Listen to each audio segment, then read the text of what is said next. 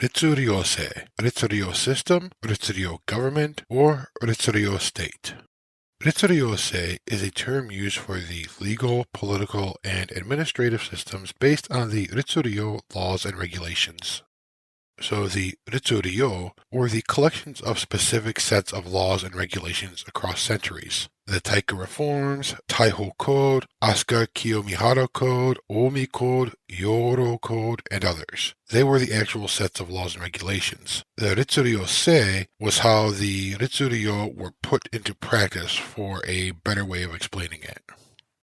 It was an attempt to create a centralized, structured, and systematized government based on, but not wholesale adoption and importation of, Chinese models and ideas, especially from the Tang Dynasty. These Chinese legal and political models and ideas sometimes came from China to Japan directly, but they were often filtered through Korea first, as, especially early on, a lot of Chinese influence actually came from Korea.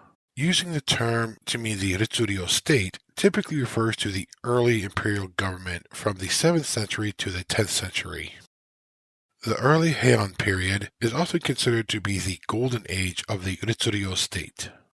Starting in the 9th century and through the 10th century, the influence of the Ritsuryo on the imperial government declined as other institutions and structures outside of those laid out in the Ritsuryo became more dominant within and outside the imperial government.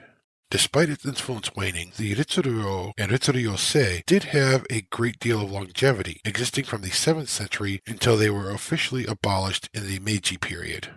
Over those centuries, there were a number of changes that occurred, and some elements endured with little to no change, such as the court ranks, general structure of the imperial court, and others. Thank you so much for joining me and watching this video. I appreciate you giving me your time. Please check out the playlist for other videos on kanji and vocabulary words by myself and Anthony Cummings. Until next time, otsukaresama deshita.